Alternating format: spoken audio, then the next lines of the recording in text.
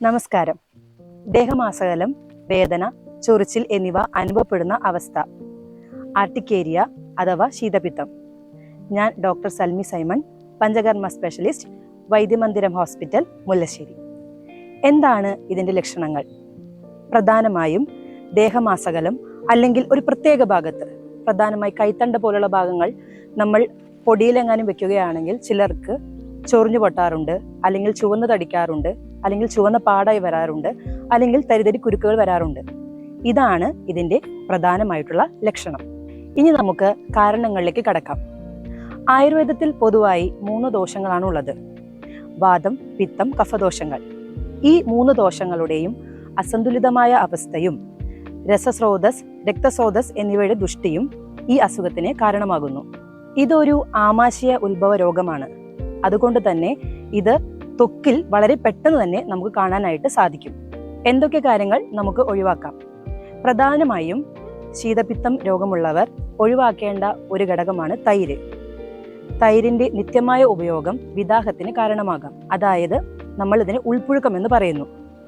രണ്ടാമത്തെ കാര്യമാണ് sea food, അതായത് കടൽ മത്സ്യങ്ങൾ. പ്രധാനമായും ചെമ്മീൻ, ഞണ്ട്, കക്ക എന്നിവ പൂർണ്ണമായും ഒഴിവാക്കേണ്ടതാണ്. മൂന്നാമതായി മധുരപലഹാരങ്ങൾ. മധുരപലഹാരങ്ങൾ അഗ്നിമാന്ദ്യത്തിനും അതുപോലെ തന്നെ കഫദുഷ്ടിക്കും കാരണമാകുന്നു. ഏറ്റവും പ്രധാനമായി ഒഴിവാക്കേണ്ട ഒന്നാണ് ദിവാസ്വപ്നം, അതായത് പകലുള്ള ഉറക്കം. ഇനി എന്തൊക്കെ കാര്യങ്ങൾ നമുക്ക് ചെയ്യാം?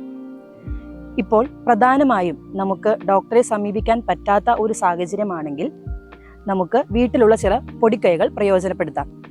അതിൽ പ്രധാനമായും നമുക്ക് 1 ടീസ്പൂൺ മഞ്ഞൾ കുറച്ച് നാളികേരപ്പാലിൽ യോജിപ്പിച്ച് ശരീരത്തിൽ പുരട്ടി അത് ഉണങ്ങിക്കഴിഞ്ഞതിന് ശേഷം കഴുകിക്കളയുന്നത് വളരെയധികം ഉത്തമമാണ്. രണ്ടാമതായി നമുക്ക് 2 ലിറ്റർ വെള്ളം, 1 ടീസ്പൂൺ കൊത്തമല്ലി അത് വെച്ച് തിളപ്പിച്ച് കുടിക്കുന്നതും വളരെയധികം നല്ലതാണ്. മൂന്നാമതായി നമ്മുടെ നാട്ടിൽ സുലഭമായി കാണുന്ന ഒന്നാണ് കണിക്കൊന്ന. അതിൻ്റെ ത്വക്ക് അല്ലെങ്കിൽ തൊലി ഇട്ട് തിളപ്പിച്ച വെള്ളത്തിൽ കുളിക്കുന്നതും വളരെയധികം ഉത്തമമാണ്. ഇനി നമുക്ക് കണിക്കൊന്ന ലഭ്യമല്ലെങ്കിൽ ഉങ്ങിൻ്റെ തൊലിയിട്ടും നമുക്ക് കുളിക്കാനായിട്ട് സാധിക്കും. അടുത്തതായി നിംബാചൂർണം. നിംബാചൂർണം വെച്ച് ലേപനം ചെയ്യുന്നതും അത് നമുക്ക് എല്ലായിടത്തും കിട്ടുന്ന ഒരു പൊടിയാണ്. അതുകൊണ്ട് നമുക്ക് ലേപനം ചെയ്യുന്നതും ഈ ഒരു അസുഖത്തിന് നമുക്ക് താൽക്കാലികമായ പ്രതിവിധി നൽകാനായി സാധിക്കും. അതുപോലെ തന്നെ ഭക്ഷണത്തിൽ നമ്മൾ ഒത്തിരി കാര്യങ്ങൾ ശ്രദ്ധിക്കേണ്ടതുണ്ട്. ധാരാളം പഴവർഗ്ഗങ്ങൾ, പച്ചക്കറികൾ, ഇലക്കറികൾ എന്നിവ കഴിക്കുവാൻ ശ്രദ്ധിക്കണം. അതുപോലെ തന്നെ 2 ലിറ്റർ വെള്ളമെങ്കിലും മിനിമം നമ്മൾ ഒരു ദിവസത്തിൽ കുടിക്കേണ്ടതാണ്. പ്രധാനമായും നമുക്ക് ഈ രോഗത്തിൽ പിത്തദുഷ്ടിയും രക്തദുഷ്ടിയും കാണാൻ സാധിക്കുന്നു. അതുപോലെ തന്നെ ഇത് ആമാശയ ഉത്ഭവ രോഗമാണ്.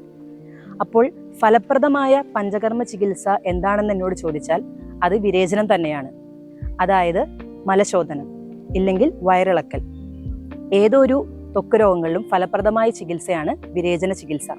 അതുപോലെ തന്നെ ഒരു ഡോക്ടറെ കണ്ട് കൃത്യമായ പ്രകൃതി നിർണയം നടത്തി ദോഷത്തിനനുസരിച്ച് ചികിത്സ ലഭ്യമാക്കേണ്ടതാണ്.